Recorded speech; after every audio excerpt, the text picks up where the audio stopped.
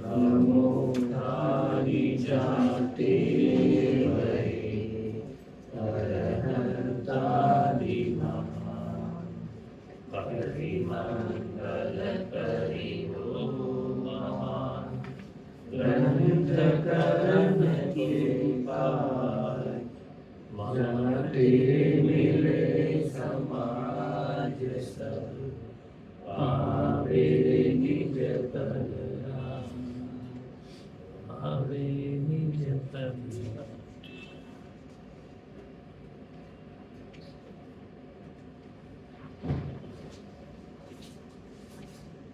ईश्वर प्रकाशक ग्रंथ के 90 अधिकार में हम लोग चर्चा कर रहे हैं और सम्यक दर्शन का सच्चा लक्षण अथवा शादी क्यों उसमें जीव अजीब हुआ ना। हाँ, मेरा भी सम्यक दर्शन का सच्चा लक्षण इस विषय पर हमारी चर्चा चल रही है। 316 पेज 316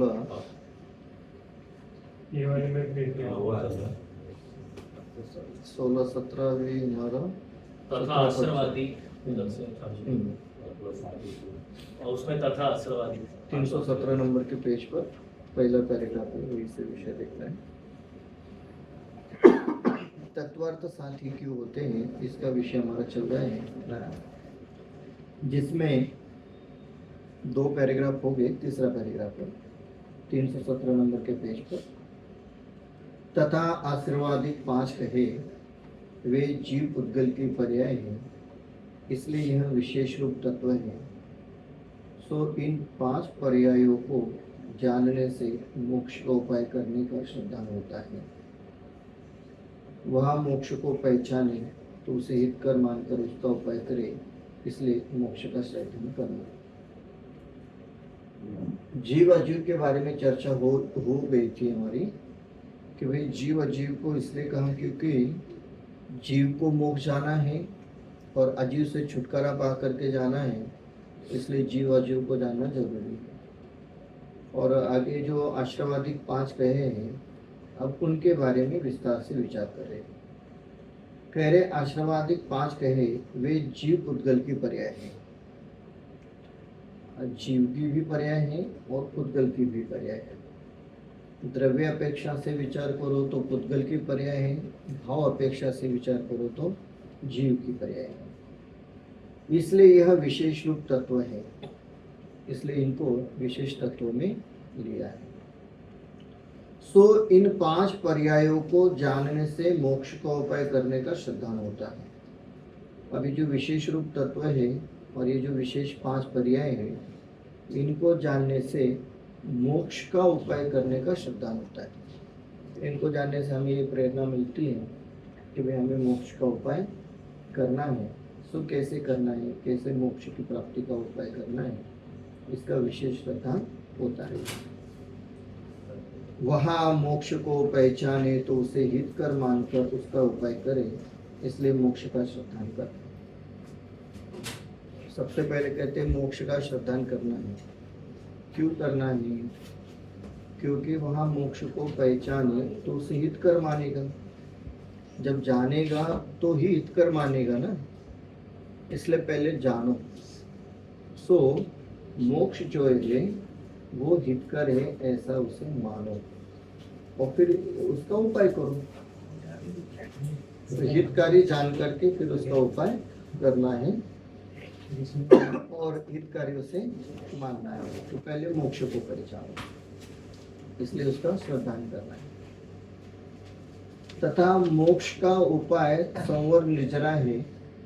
सो इनको पहचाने तो जैसे संवर निर्जरा हो वैसे प्रवर्ते, इसलिए संवर निर्जरा का श्रद्धान करना।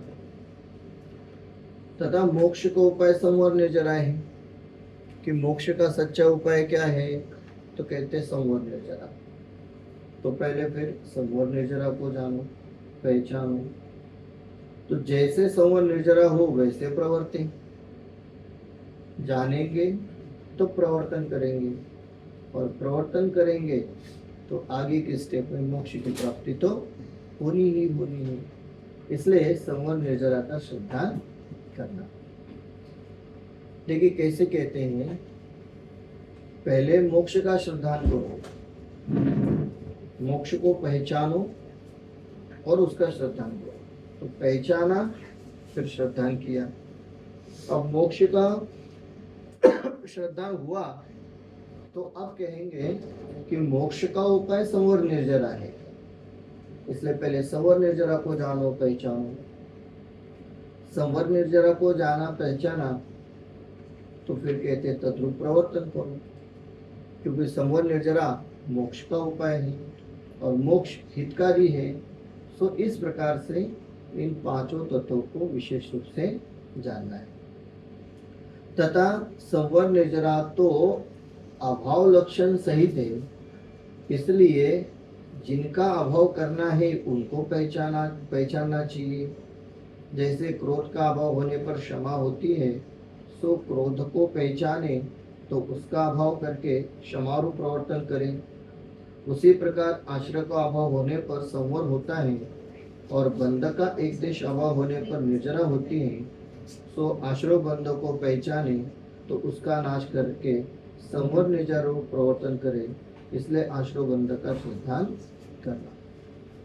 क्या कहते हैं कि चलो संवर निर्जरा रूप प्रवर्तन करेंगे, पर उनको बहुत सुंदर बात उन्होंने ये दी है कि भाई ये जो संवर निर्जरा है ना, ये अभाव रूप लक्षण है। अभाव रूप लक्षण है मतलब वो किसी के अभाव में प्रकट होते हैं। जैसे उन्होंने कहा, इसलिए जिनका अभाव करना है उनको पहचानो। जैसे कि क्रोध का अभाव होने पर क्षमा होती है, सो क्रोध का अभाव होने पर क्षमा होती है। सो क्रोध को पहचाने तो उसका अभाव करके क्षमा रूप प्रवर्तन करेंगे। तो पहले क्रोध को पहचानते हैं तो भी हम उसका अभाव करके क्षमा रूप प्रवर्तन करेंगे। उसी प्रकार आश्रय का अभाव होने पर संवर होता है और बंध का एक देश अभाव होने पर निर्जरा होती है। सो आश्रय बंधों को पहचाने तो उनका नाश करके संवर निर्जरा रूप प्रवर्तन करेंगे। कह रहे क्रोध को पहचानेंगे तो उसका अभाव करके क्षमा रूप प्रवर्तन करेंगे। उसी प्रकार से आश्रय और बंध का स्वरूप समझेंगे तो उनके अभाव रूप प्रवर्तन करके हम लोग संवर निर्जरा को प्राप्त करेंगे। इसलिए कहते हैं कि आश्रय का अभाव होने पर संवर होता है। जब आश्रय नहीं है तब संवर होता है, और बंध का एक देश अभाव होने पर निर्जरा होती है। तो जो जो कर्म का बंध हुआ है उस कर्म बंध का एक देश अभाव होना उसका नाम निर्जरा है। सो आश्रय बंध को पहचाने तो उनका नाश करके संवर निर्जरा रूप प्रवर्तन करें। तो पहले क्या करें, तो कहते हैं आश्रय बंधों को पहचाने। क्या है आश्रय, क्या है बंध, क्या है इनका स्वरूप, इसका विचार करें तो फिर संवर निर्जरा रूप प्रवर्तन करें। इसलिए आश्रय बंध का श्रद्धान करना। आश्रम में एक देश क्यों नहीं रहता? क्योंकि संभव एक पूरा थोड़ी होता है। चतुर्थ स्थान के हिसाब से भी आश्रम थोड़ा गया, आश्रम फिर भी हो रहा है।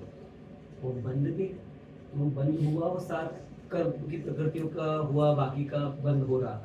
तो आश्रम भी आपको संभव जितना हुआ उतना ही आश्रम का है कि मिथ्यात्व का आश्रम होना, ये बंद हुआ। तो वहाँ एक देश की शब्द यूज नहीं किया। जी, बहुत अच्छा प्रश्न है आपका।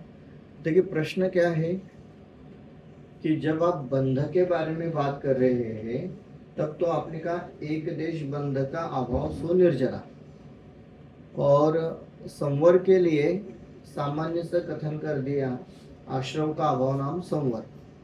जबकि आश्रय तो ईर्यापत आश्रय की अपेक्षा से बात करें तब तो 12वें गुणस्थान 13वें गुणस्थान में भी चल रहा है। और यदि हम लोग सामान्य आश्रय की भी बात करें 10वें गुणस्थान के अंत समय तक चल रहा है। तो आश्रय के बारे में तो उन्होंने सरल कह दिया कि आश्रय का अभाव नाम संवर, पर बंध के लिए तो एक देश शब्द का प्रयोग किया। तो आपका प्रश्न है ऐसा क्यों? बंध की अपेक्षा से कहना चाहिए था कि भाई एक देश आश्रव का रुकना, उसका नाम संवर। देखिए ऐसा है, आश्रव के बारे में जो पूर्णतः कथन हो रहा है उसमें अपेक्षा ये है कि संसार परिभ्रमण का कारणभूत जो आश्रव था, मिथ्यात्व और अनंतानुबंधी, वो नहीं है, तो बाकी आश्रव हो तो भी कोई फर्क नहीं पड़ने वाला। उस अपेक्षा से आश्रव के लिए अभाव शब्द का प्रयोग कर दिया। और यदि हम कहेंगे आश्रव रुक गया, संसार बंध रूप, कारण रूप, तो मोक्ष होगा? तो कहते हैं हाँ होगा। तो हमने कहा कि क्यों नहीं हो रहा है? तो फिर वो कहेंगे एक देश बंद है ना, इसके।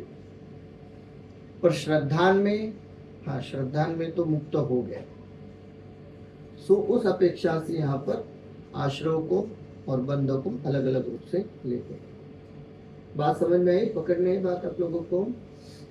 ये आश्रव जो है, आश्रव मिथ्यात्व और अनंतानुबंधी वाला जो आश्रव है वो अभी पूर्ण रूप से रुक गया है, वो आश्रव नहीं हो रहा है। और वो आश्रव नहीं हो रहा है इसका मतलब मोक्ष पक्का है। हाँ इतना है कि समय लग सकता है, किसी को उसी भाव में, किसी को अगले भाव में, किसी को 2 भाव में, 10 भाव में, वो ठीक है। परंतु एक बार मिथ्यात्व वाला यदि आश्रव रुक गया तो मोक्ष निश्चित है, ऐसा प्रत्यक्ष रूप से प्रगट पर्याय में जो मोक्ष है, वो प्रगट पर्याय में मोक्ष तो संपूर्ण कर्म के अभाव रूप होगा। इसलिए बंध के लिए एक देश कह रहे हैं और आश्रव के लिए सामान्य कथन। ये उसका मूल कारण था। इस प्रकार इन 5 पर्यायों का श्रद्धान होने पर ही मोक्ष मार्ग होता है। इनको न पहचाने तो मोक्ष की पहचान बिना उसका उपाय तीसरे करे। संवर निर्जरा की पहचान बिना उनमें कैसे प्रवर्तन करे? आश्रव बंध की पहचान बिना उनका नाश कैसे करे? इस प्रकार इन 5 पर्यायों का श्रद्धा न होने पर मोक्ष मार्ग नहीं होता। वो कह रहे हैं कि वे इस प्रकार इन 5 पर्यायों का श्रद्धा होने पर ही मोक्ष मार्ग होता है। जब 5 का यथार्थ रूप से श्रद्धा होगा तो ही मोक्ष मार्ग होगा। इनको न पहचाने तो मोक्ष की पहचान बिना उसका उपाय किस लिए करें? इनको जानेगा ही नहीं तो फिर मोक्ष का उपाय क्यों करें? संवर निर्जरा की पहचान बिना उनमें प्रवर्तन कैसे करें? तो संवर निर्जरा जानते नहीं तो हम उसमें प्रवर्तन भी नहीं कर सकते हैं। आश्रव बंध की पहचान बिना उसका नाश कैसे करें? इस प्रकार इन 5 पर्यायों का श्रद्धा न होने पर मोक्ष मार्ग नहीं होता। मोक्ष को नहीं जानेंगे, नहीं पहचानेंगे तो उसका उपाय ही क्यों करेंगे? और ऐसा होता है क्या?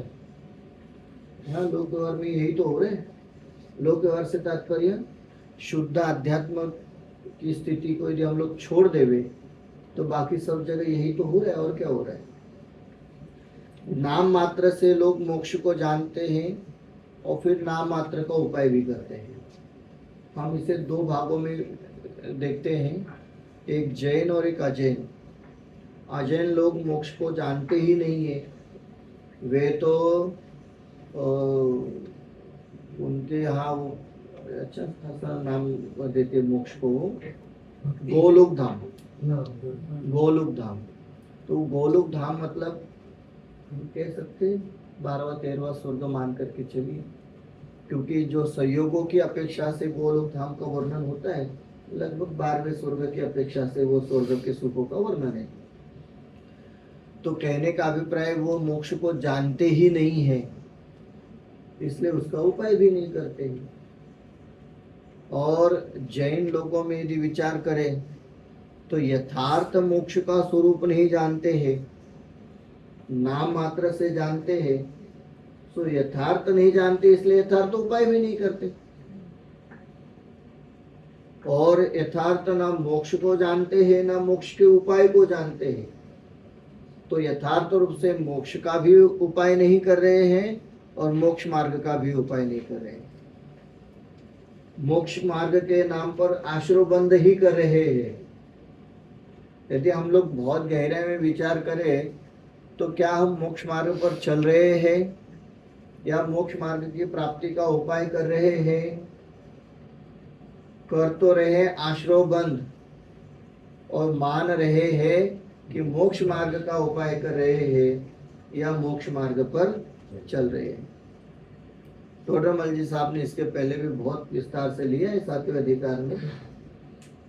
कर रहे हैं व्रत उपास तप आदि और मान रहे हैं धर्म, कर रहे हैं अनुव्रतों का पालन महाव्रतों का पालन और मान रहे हैं मोक्ष मार्गी, तो ये सच्चा उपाय नहीं है। हाँ, यदि हम ये मान करके चले कि ये जो व्रत उपास अनुव्रत महाव्रत है ये मोक्ष मार्ग नहीं है, पर मोक्ष मार्ग पर जब जीव चले तब ये साथ में होते ही है। हम कहीं पर चल रहे हैं, लाठी लेकर के चल रहे हैं, तो लाठी सहारा है, साध्य नहीं है। तो अनुव्रत महाव्रत सहारा है, साध्य नहीं है। यदि ऐसा विचार करके उनका अनुसरण करें, अनुपालन करें तो यथार्थ है, सही है। परंतु उसी को मोक्ष मार्ग मान करके कार्य करे तो फिर यथार्थ नहीं है। इसलिए यहाँ जो लिख रहे हैं इनको पहचाने बिना, अब विचार है पहचानने का, क्या पहचानेंगे, कैसे पहचानेंगे? तो यथार्थ में पहचानना है ना, तो वो कह रहे हैं यथार्थ में पहचानने का अर्थ ही ये है, अशुभ भावों से तो मोक्ष होगा ही नहीं और शुभ भावों से भी नहीं होगा। क्रियाओं की तो बात ही नहीं कर रहे, क्रियाओं से तो मोक्ष होता ही नहीं है, भावों में भी नहीं होगा। कौन से भाव से होगा? शुद्ध भाव से। अभिप्राय में जो शुद्धता है उस अभिप्राय की शुद्धता से मोक्ष होगा, क्रिया और परिणामों से नहीं होगा। ये यथार्थ पहचान हो तब जाकर के तद्रूप परिणमन हो, इसका नाम यथार्थ मोक्ष मार्ग पर चलना है। यदि हम लोग इनको ये मतलब यदि विचार करें ना, ये ठीक है ना, जीव अजीव का भेद ज्ञान करा देते थे और काम चल जाता था। ये अलग से आश्रय बंध सवर निजर और मोक्ष की पहचान क्यों करा रहे हैं? क्योंकि हम लोग इनको जाने बिना मोक्ष को प्राप्त कर ही नहीं सकते। अब कह रहे जो 7वां अधिकार है ना, 7वां अधिकार, ये 7वां अधिकार आश्रय बंध सवर निर्जर और मोक्ष की भूली तो है, और क्या है?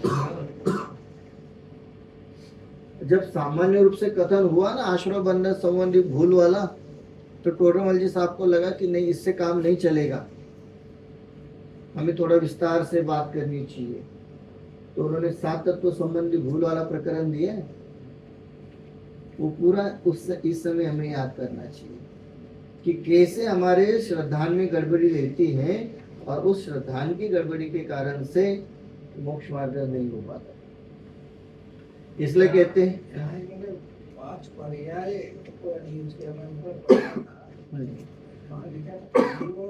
की पर्याय है, तो यहाँ भाव कर्म और द्रव्य कर्म दोनों को उन्होंने घटित किया है। जी बिल्कुल, पर्याय की अपेक्षा मतलब यहाँ तत्व ने बोला ये 5 तत्वों का श्रद्धान होने पर मोक्ष मार्ग है, यहाँ ये 5 पर्यायों का श्रद्धान होने पर मोक्ष मार्ग है।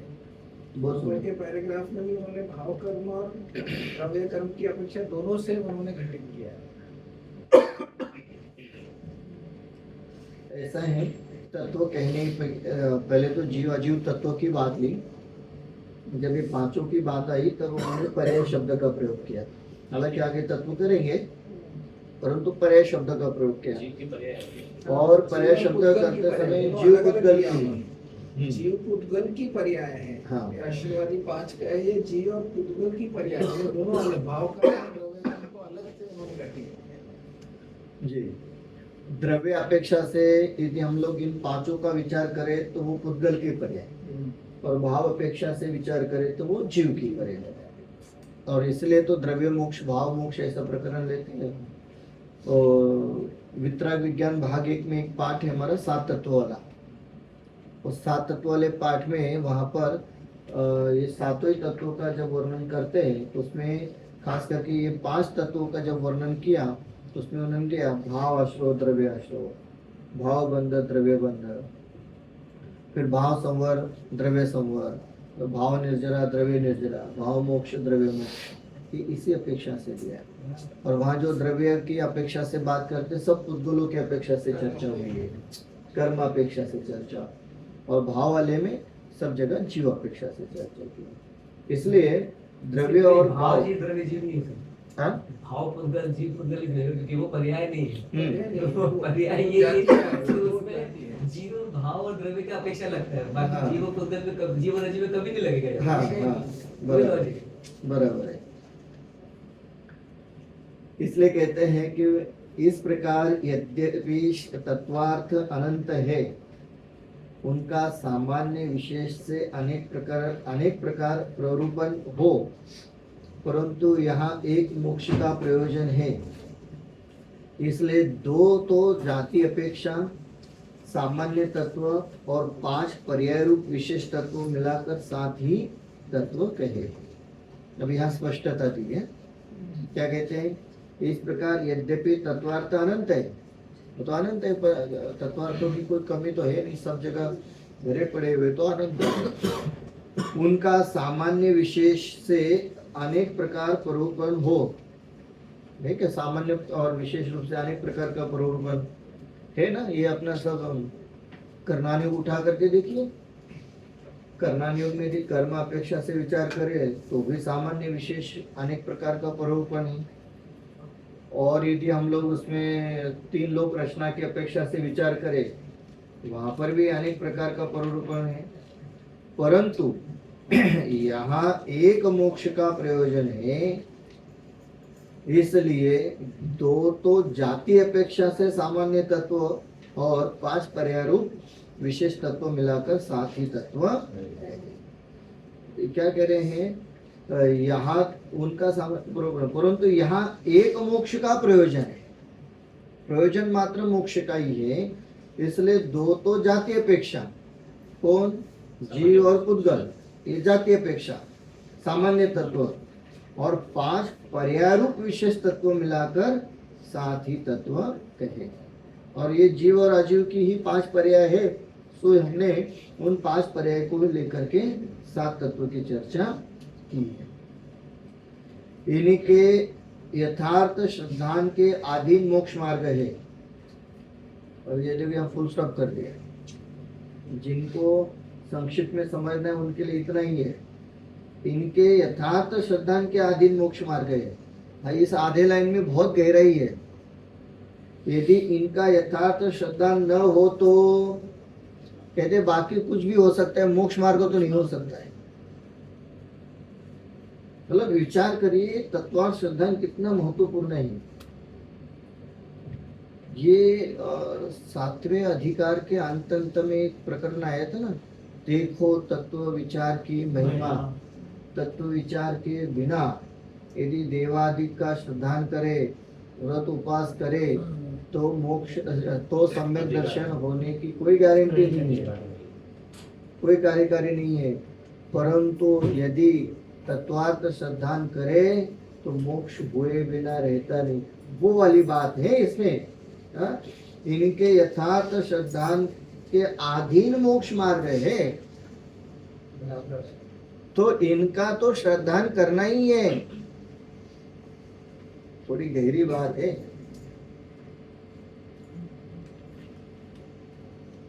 देव दर्शन करे या न करे, यथार्थ तत्व श्रद्धान करे, 2 में से एक ऑप्शन है तो एक श्रद्धा है, पर वो होता ही है, वो बादल है। हाँ मार्ग में आएगा देव दर्शन, है ना, होता ही है। वो आएगा, शुभ वो में मा- देव वो- दर्शन कैसे होगा? हाँ वो मोक्ष मार्ग में आएगा।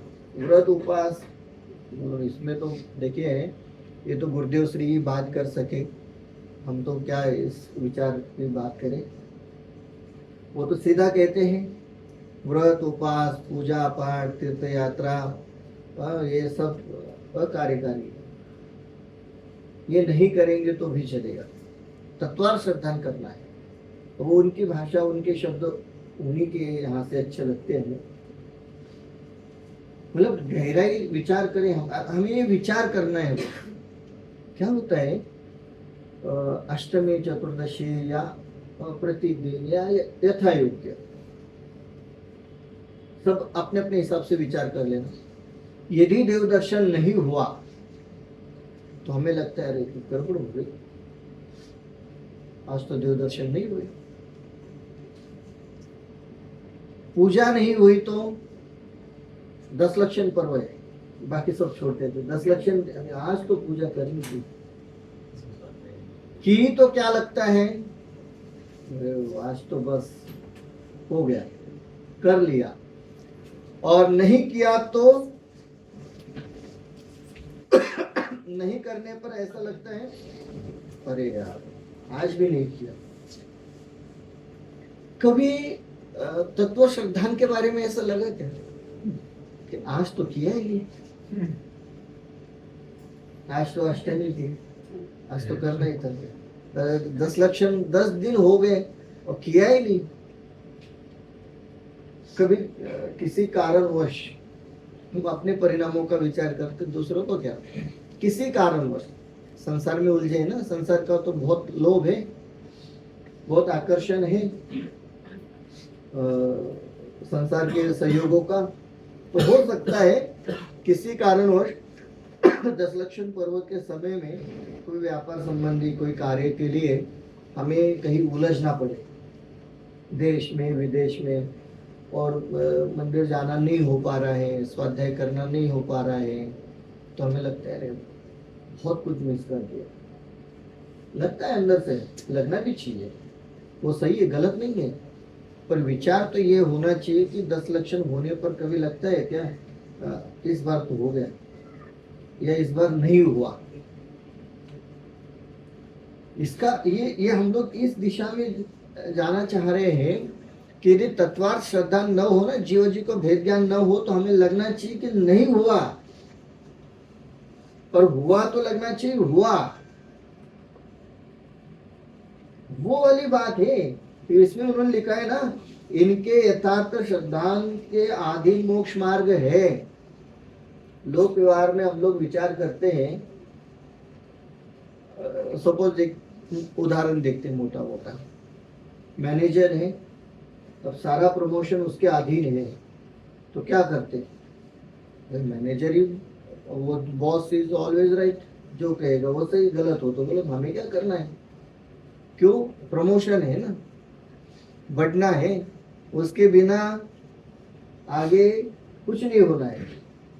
तो जैसे हम लोग पूरा उपयोग लगा करके वहां अपना कार्य कर रहे हैं, ये कहना चाह रहे हैं कि भाई इन 7 तत्वों के अधीन मोक्ष मार्ग है ना।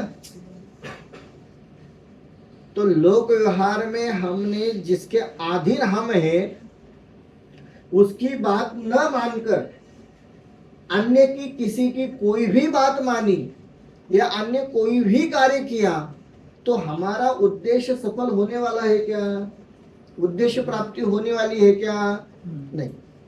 तो ऐसे ही मोक्ष मार्ग में तत्वार्थ श्रद्धान छोड़कर अन्य कुछ भी किया तो ज्यादा से ज्यादा पुण्य का बंध होगा, मोक्ष मार्ग तो होने वाला नहीं।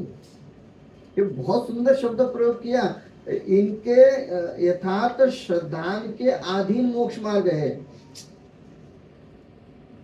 हमें ये घर में एंट्री करनी है, तो भाई वो चाबी के अधीन है, वो की मिल गई तो अंदर आ सकते हैं, और की नहीं मिली तो नहीं, लॉक है। तो ये मोक्ष मार्ग का द्वार खोलना है ना, तो ये की है तत्वार्थ श्रद्धान वाली, अब ये मिल गई तो खुल जाएगा, और नहीं मिली तो घर कितना भी अच्छा हो, हम एंट्री नहीं कर पाएंगे। सो ऐसे ऊपर से उसको जोड़ा तो हाँ, बारीकी, हाँ, सेंटेंस पढ़ेंगे। हाँ, परंतु यहाँ एक मोक्ष का प्रयोजन है। ये एक शब्द अगर प्रयोजन तो लग जाता था, परंतु यहाँ मोक्ष का एक प्रयोजन है। मतलब कितना फर्क हो जाता देखो, लेकिन बराबर। खाली मोक्ष का एक ही आपका प्रयोजन है, एक ही प्रयोजन। एक ही प्रयोजन, और उसको मोक्ष का प्रयोजन के लिए तत्वार्थ श्रद्धा यही एक उसका विषय, यही बस, और कोई दूसरा एक ही प्रयोजन है, एक एक ही। मोक्ष मार्ग, बस हाँ, वही प्रयोजन है। वही प्रयोजन है, और कोई प्रयोजन नहीं। पर मुझे ये, मैं कितनी बार कहता हूँ आपको, ये टोटोमजी साहब की भाषा जो है ना, एक बहुत वर्ड गजब को की। इधर आप डालते हैं तो प्रयोजन का मतलब मुख्यता हो जाती है। हाँ। यहाँ मोक्ष की मुख्यता है, मोक्ष की मुख्यता है, बात वही की वही है। शब्द का प्रयोग देखिए कितना सुंदर है। वजन बढ़ जाता है। हाँ बिल्कुल, यही तो विशेषता होती है ज्ञानियों की। ज्ञानियों की भाषा ऐसी होती है, आप एक शब्द आगे पीछे नहीं कर सकते, अर्थ का अन्य अर्थ प्रकट हो जाएगा। अब ये एक शब्द को आप यहाँ वहाँ करके देखिए, आप तो प्रयोजन की मुख्यता से मोक्ष मार्ग की मुख्यता चली जाएगी। चली जाएगी। बिल्कुल। कैसे कह रहे थे? अब यहाँ जो लिख रहे हैं इनके अधीन है, तो विचार करके देखते हैं तत्वार श्रद्धान कब करे, कैसे करे, क्या करे। करना तो है, कब करे, क्या करे, कैसे करे। लेकिन बहुत सिंपल है, ये कोई बहुत अलग से करने वाला कार्य नहीं है, ये तो चलते फिरते होने वाला कार्य है। वो जो कहते हैं ना मुनिराजों को चलते फिरते सिद्ध है, वो ऐसे नहीं कहते हैं, ये चलते फिरते होने वाला कार्य है। गहरे में विचार करके देखिए, जब हम बातचीत कर रहे हैं, घूम रहे, फिर रहे, खा रहे, जो भी अपना काम कर रहे हैं, एक समय के लिए भी हम लोग शांति से सोचे तो ये तत्व श्रद्धा हो सकता है। कोई काम कर रहे हैं, ठीक है, काम करते करते हम उलझ गए, कर्मोदय के कारण से उस काम में उलझ गए, क्रोध मान माया लोभ सारे प्रकार के भाव हमारे हो रहे हैं। गहरे में विचार करो ना, इसमें जीव को क्या लाभ हुआ? कर तो मैंने सब लिया, जीव को क्या लाभ हुआ? तो पता चलता है जीव को तो कुछ लाभ हुआ ही नहीं है। जो हुआ वो अजीव का हुआ। अजीव के सहयोग बढ़े या घटे, जीव में कुछ बढ़ा भी नहीं और कुछ घटा भी नहीं। हाँ, यदि अपेक्षाकृत विचार करें तो कर्म बढ़े और थोड़े टाइप के कर्म घटे, पर बढ़ने वाले ज्यादा हैं। तो जब मुझे कुछ लाभ ही होना नहीं है तो उलझे क्यों? आप समझे? और थोड़ा विचार करते हैं, रिश्तेदारी में और फ्रेंड सर्कल में और ये सब में विचार करें ना, तो हम लोग बिना मतलब के बहुत ज्यादा उलझे, बिना मतलब के।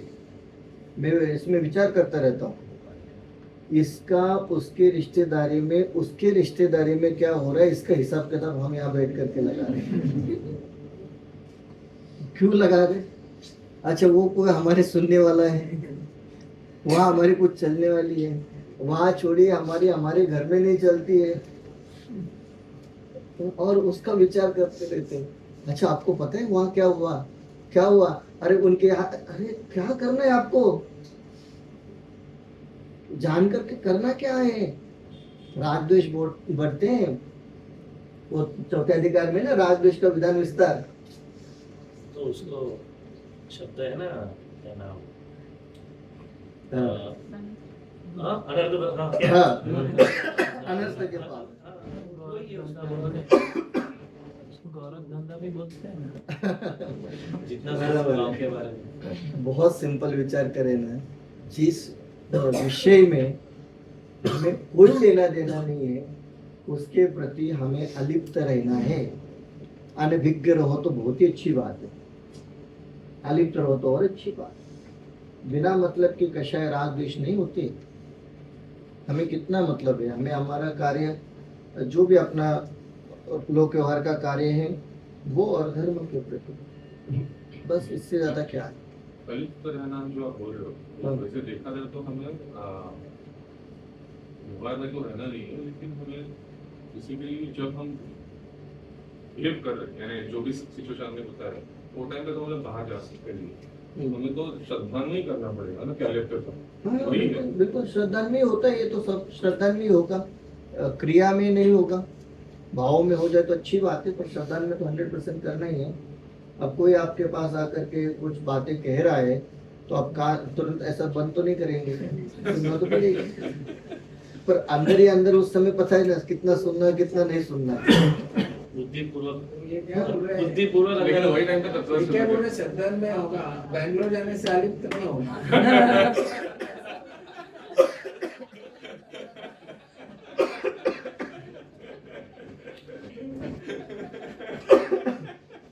श्रद्धा में यदि वेद ज्ञान हो जाए तो ही कार्य बनेगा, अन्यथा क्रिया और परिणामों में जो हो तो वो होना ही है, उससे क्या फर्क पड़ना है। बहुत ऐसे विचार हम लोग करते हैं, मतलब मैं बहुत प्रैक्टिकली बात करता हूँ आप लोगों को। सबके यहाँ होता है, चाहे अपना लोक व्यवहार हो, बिजनेस हो, सर्विस हो, घर परिवार में सब जगह, तो लोगों को अच्छा वो क्या है, जीव की 4 इच्छा है ना, 4 आपको पता है मोक्ष मार्ग प्रकाशक में तीसरे अधिकार में दी है 4 इच्छाएं, कषाय की इच्छा है, जानने की इच्छा है, ऐसे 4 इच्छाएं दी है। उसमें बहुत सुंदर इच्छा दी जानने की इच्छा। अब ये जो जानने की इच्छा है ना जीव की बहुत तेज है, बाकी तो इच्छा वो सब हो सकते हैं, कॉम्प्रोमाइज आगे पीछे हो सकता है, जानने की इच्छा नहीं हो सकती। आप देखो रोड पर इतने बारिश हो रही है ना, तो रोड पर कहीं वो ऐसा बंद करके रखेंगे, कपड़ा बांध करके रखेंगे, तो हम थोड़ा झाँक करके देखेंगे क्या है, जबकि पता है कुछ नहीं होगा, कुछ तो गड़बड़ होगी। जानने की इच्छा।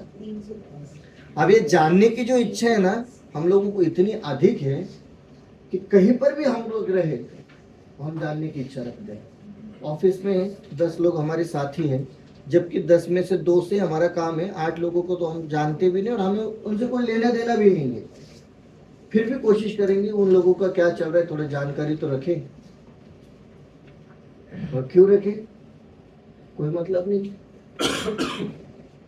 जब हम लोग मैं वहाँ स्कूल में ज्वाइन किया, एकदम नया था मैं, तो एक रिटायरमेंट को आए हुए टीचर ने मुझे सलाह दी, इस तरह आपको यहाँ यदि अच्छे से रहना है ना तो आपको एक काम करना पड़ेगा। मैंने कहा क्या?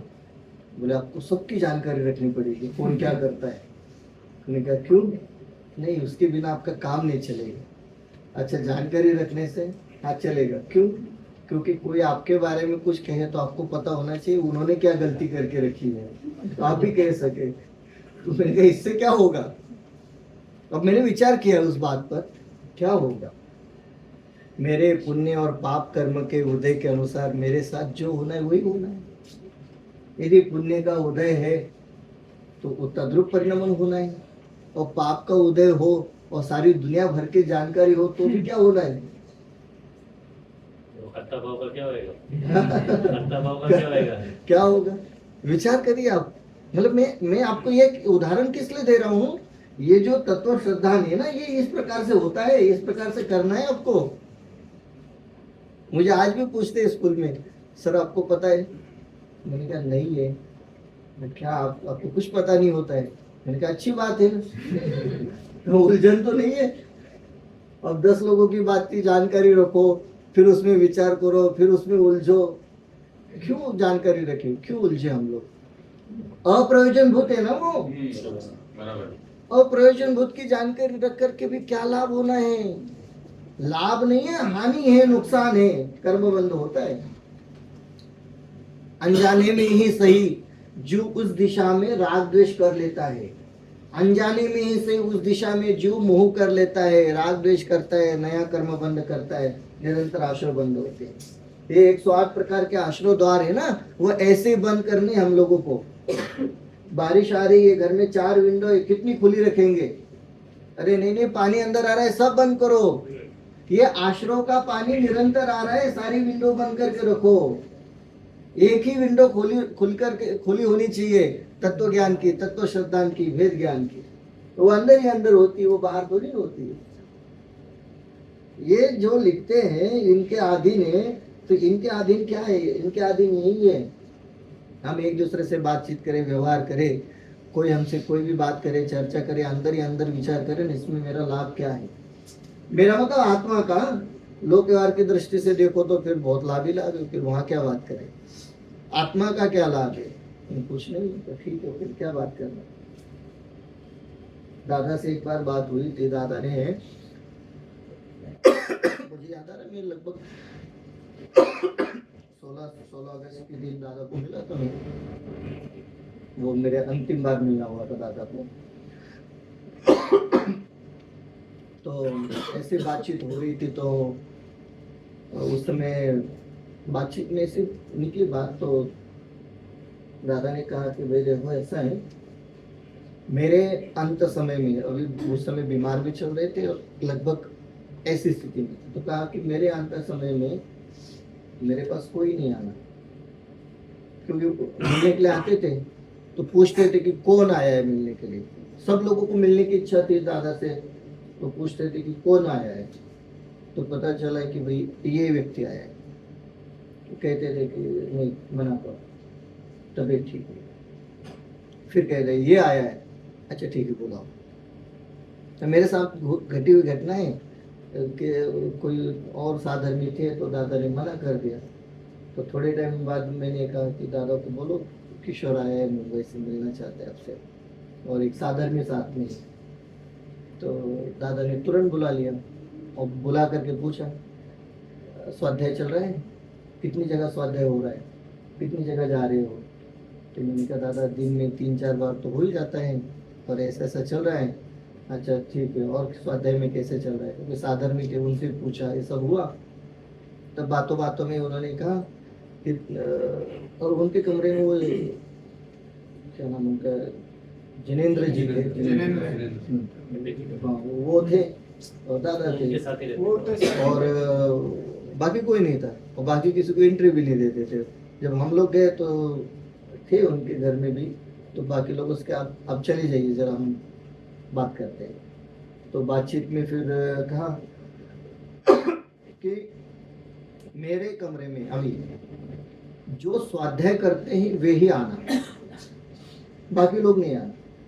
क्यों? अरे अंत समय में मुझे यही याद आना चाहिए, ये स्वाध्यायी जीवों को देख करके भी स्वाध्याय याद आएगा, कि स्वाध्याय लोगों को देख करके स्वाध्याय याद आएगा, आत्मा याद आएगा, तत्व चिंतन मनन होगा, भेद ज्ञान होगा। मुझे ये चाहिए और कुछ नहीं चाहिए। कहने का मतलब ये रहा कि जब आप ये स्वाध्याय के साथ रहोगे ना, तो ही ये रहेगा। यदि हम उलझ गए तो फिर कोई मतलब ही नहीं। स्वानुभूति जी ने भी कहा था कि आप कोई भी बोलता था दादा को मेरा पैकेज बढ़ गया तो खुश नहीं होते, नहीं। कोई बोलेगा समय सार का गाथा मेरे को याद नहीं है तभी खुश होते। बहुत बिल्कुल, मुझे तो बहुत बार याद आती है दादा की। मुझे तो कहा था उन्होंने कि भाई ये स्वाध्याय नहीं छोड़ना, बाकी सब छूट जाए तो छूट जाए, कोई बात नहीं। सो एक यहाँ एक का प्रयोजन है। जो विशेष पर्यायों की बात चल रही है, 5वें पर्याय की बात चल रही है, या जब जीव कंप्लीट मुक्त हो जाता है वो अवस्था की अपेक्षा चल रही है, वो दोनों एक ही अपेक्षा है। मोक्ष का हर जगह उसने मोक्ष मोक्ष मोक्ष लिखा है, और ऊपर मोक्ष ले रहे हैं तो वो विशेष पर्याय, मेरा मोक्ष का प्रयोजन, तो वो विशेष पर्याय का प्रयोजन की चर्चा चल रही है, उसकी मुख्यता से चर्चा चलती है कि नहीं वो पर्याय तो अपने आप आएगी। यहाँ उसको समझाने के लिए था जो बाकी 5 पर्याय की विशेषता, पर ये जो जीव है वो सब चीज से लिप्त हो गया, वो वाली अपेक्षा चल रही है। जी, आपका प्रश्न ऐसा है, यहाँ मोक्ष का प्रयोजन जो कहना चाह रहे हैं वो पर्याय की मुख्यता से है या जीव की मूल अवस्था की अपेक्षा से है? चर्चा दोनों फर्क समझे, पर्याय और मूल अवस्था। मूल अवस्था मतलब जीव अबंध अवस्था रूप है, हम कहे जीव मुक्त ही है, तो उसे अपने मुक्त स्वभाव का अनुभव कराना ये मुख्यता में है, या एक मोक्ष पर्याय की प्राप्ति की मुख्यता है, ऐसा आपका प्रश्न है। देखिए चर्चा पर्याय की अपेक्षा से है, क्योंकि प्रकरण पर्याय का चल रहा है, तो सामान्य अपेक्षा से कथन हो रहा है, सो पर्याय मोक्ष पर्याय की मुख्यता से चर्चा है, परंतु अभिप्रेत मुक्त अवस्था का है, अभिप्राय मुक्त अवस्था का है, क्योंकि पर्याय की थोड़ी प्राप्ति करनी है, पर्याय की प्राप्ति नहीं करनी है, द्रव्य स्वभाव रूप परिणमन करना है जो कि मुक्त है, सो उस स्वरूप की प्राप्ति पर्याय के श्रद्धांत से होती है, इसलिए पर्याय की अपेक्षा से करना है। तो जीव की अपेक्षा देखें तो एक ही चीज हो जाएगी ना।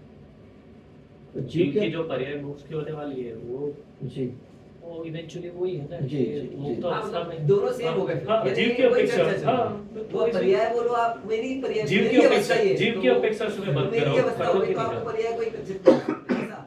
द्रव्य स्वभाव और पर्याय स्वभाव की अपेक्षा से भेद करेंगे। तो द्रव्य रूप प्रकट होने जैसा था, और पर्याय में भी वो द्रव्य रूप अब आ गया जो पहले जी। पर्याय में नहीं था। जी। उस अपेक्षा से बोल रहे मोक्ष का ही प्रयोग। मोक्ष का ही प्रयोग। अब देखा, इसमें विचार करते इनके यथार्थ श्रद्धान के अधीन मोक्ष मार्ग है। ये इनके यथार्थ श्रद्धान के अधीन हम लोग यहाँ अटके हुए, इसका विचार करना है। निरंतर भेद ज्ञान तत्व श्रद्धान, निरंतर भेद ज्ञान तत्व श्रद्धान किस चीज का? जीव जुदा पुद्गल जुदा। कोई भी कार्य हो ना, वो आप विचार करके देखिए तो उसमें जीव को क्या लाभ है। जीव मतलब मैं, मुझे क्या लाभ है, और अजीव को क्या लाभ है। अजीव के लाभ की दृष्टि से कार्य हो तो तद्रूप यथा योग्य परिणमन कर लेना, उलझना नहीं। तद्रूप यथा योग्य परिणमन जो करना है वो कर लेना, परंतु श्रद्धा की अपेक्षा से उसमें उलझना नहीं है। इनके सिवा औरों का श्रद्धान हो या न हो, या अन्यथा श्रद्धान हो, किसी के अधीन मोक्ष मार्ग नहीं है, ऐसा जानना। भाई हम लोग विदेश जा रहे हैं, जाओ, कोई बात नहीं। किस काम के लिए जा रहे हैं? ये पढ़ाई के लिए जा रहे हैं, तो पढ़ाई पक्की कर लेना, बाकी जानकारी हो तो ठीक है, नहीं हो तो कोई बात नहीं, उससे कोई लाभ हानि नहीं है। हाँ, यदि आपने पढ़ाई नहीं की और बाकी सब कुछ कर लिया तो आपका जाना व्यर्थ है, अप्रयोजन बोलते हैं। इससे क्या लाभ है? हाँ, पढ़ाई कर ली और बाकी जानकारी हो तो ठीक ही है, ठीक है, वो भी कोई लाभदायी नहीं है, ठीक है। और नहीं है तो और अच्छी बात है, उलझन तो कम है। इसलिए कहते इनके सिवा औरों का श्रद्धान हो या न हो,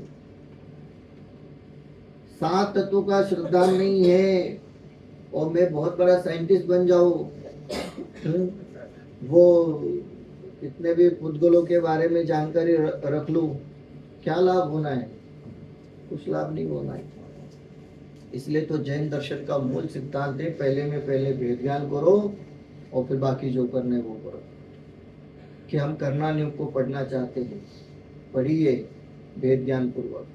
यदि भेद ज्ञान पूर्वक कर्णानुयोग का अध्ययन करेंगे तो भेद ज्ञान की निर्मलता बनाए रखने में कर्णानुयोग सहायक बनेगा। यदि भेद ज्ञान के अलावा करेंगे तो भाव शुद्धि पूर्वक करेंगे तो पुण्य का बंध होगा, और यदि भावों में भी शुद्धि नहीं रही तो कषाय करके कर्म बंध का कारण बनेगा।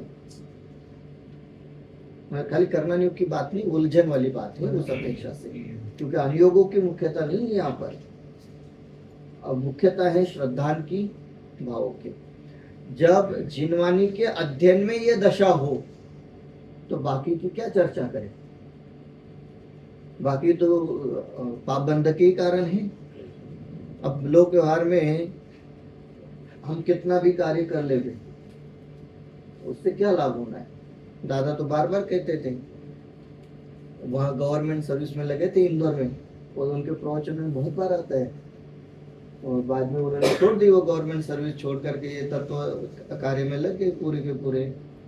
तो वो कहते थे कि यदि मैं वो कार्य करता रहता, वो नहीं छोड़ता, तो जीवन भर वो संस्कृत के साहित्य को पढ़ाता रहता। अब मैं उनके शब्द नहीं बोल रहा हूँ, वो तो वही बोले, हम क्यों, हम नहीं बोल सकते। तो कहते हैं कि पूरा साहित्य का अध्ययन जीवन भर करता रहता था, ये राजा, ये रानी, फिर वो महल, ऐसे सारे वर्णन होते थे, और वो छोड़ दिया तो यथार्थ श्रद्धा हो गया। सो ऐसे अपने जीवन का मैं और अपने लोक व्यवहार के जीवन में कितना भी जानकारी रख लूं, कितने भी ज्ञान प्राप्त कर लूं, क्या होना है?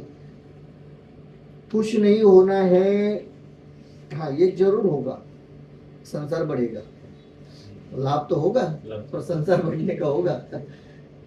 इसलिए पहले तत्व श्रद्धान करो, कहीं पर भी रहे, हो या न हो या अन्यथा श्रद्धान हो, किसी के अधीन मोक्ष मार्ग नहीं है ऐसा जानना। ये किसी के अधीन कार्य नहीं है, ये तो तत्व श्रद्धान के अधीन ही है।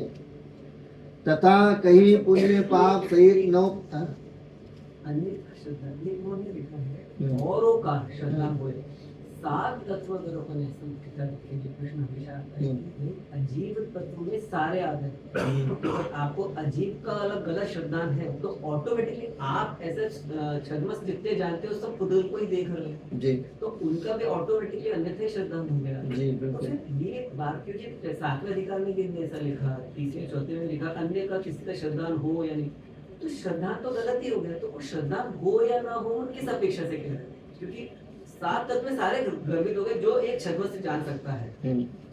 साइंटिस्ट बन जाओ, कुछ भी बन जाओ, तो पुद्गल को जान वो श्रद्धान तो अन्यथा ही श्रद्धान हुआ। तो ये बार बार अपेक्षा क्या लगाते हैं, अलग से क्या कहना चाह रहे हाँ। कि अन्यथा हो या अन्यथा हो न श्रद्धा। हो, पर्याय की मुख्यता से अलग से जो चर्चा हो रही है वो पर्याय की मुख्यता से है। मतलब क्या है कि भाई जीव अजीव का श्रद्धान हो गया तो सब श्रद्धान हो गया, जीव अजीव का श्रद्धान नहीं तो सब अन्यथा श्रद्धान है। ये तो बिल्कुल सीधी सिद्धांत की बात होगी, पर इस सिद्धांत को और थोड़ा विशेषता या विशेष अपेक्षा से स्पष्ट करने के लिए औरों की बात करते हैं। अब औरों की बात में क्या लेना चाह रहे हैं? एक प्रकार से देखा जाए तो सब आजीव के कार्य, आजीव संबंधी लोक व्यवहार वाले, पर उससे भी मुख्यता में ना गर्भित विषय, ये धर्म के नाम पर हम जिसे जिसे श्रद्धा योग्य मानते हैं ना वो सब औरों को लेना चाहे। उसमें मूल गर्भित ये है। और यदि आप स्पष्टता से कहे ना तो फिर वो सातवां अधिकार पूरा याद कर सात लेना। तत्वों की भूल। सात तत्वों की भूल देख लेना, और या फिर वो व्यवहाराभासी का पूरा प्रकरण देख लेना, वो सब औरों में लेना चाहते हैं। वो अपेक्षा है यहाँ कि ये जैन दर्शन में आकर के सात तत्वों का श्रद्धा नहीं किया और बाकी सब कुछ कर लिया, और आगे हम बढ़े ना,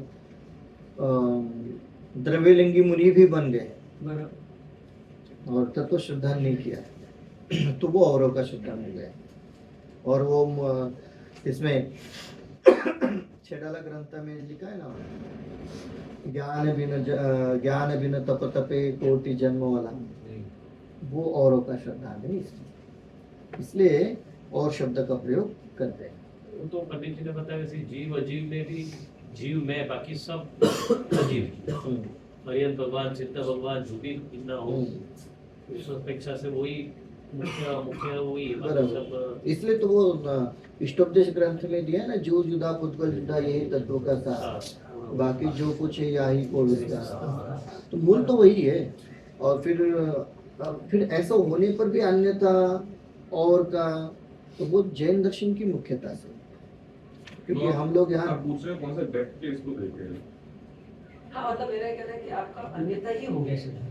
तो नहीं हो गया ना, सातवें ऊपर में देखो तो एक बार मुझे ऐसा लगता है कि यहाँ अजीब का गलत श्रद्धान किया तो ऑटोमेटिक अन्यथा श्रद्धान ही है, बाकी सब जी देखो। जी मुझे लग रहा है कि सातवें अपना अध्याय वही यहाँ पे बहुत गर्भित है, ये दो लाइन बिल्कुल बिल्कुल, और शब्दों और में कुछ पूरा नहीं है, क्योंकि हम लोग यहाँ तक आ गए कि सातवां अध्याय खत्म करके नौवें अध्याय पर आए। उनका गर्भित अर्थ तो अभी नौवें में वही है कि आप वो जो उभयानवासी है या व्यवहारवासी है वो भी छोड़ के जब देखोगे, ठीक है, तभी आपका पूरा अर्थ यहाँ पे। और शब्द में पूरा का पूरा वो सातवां अधिकार हम लोगों को लेना चाहिए। फिर आगे, तथा कहे पुण्य पाप सहित 9 पदार्थ कहे रहित थे कि सही थे सही। आपने सही ही रहेंगे ना, 9 पदार्थ। तो ही हाँ, वो तो निकल गया तो नौ कैसे होगा?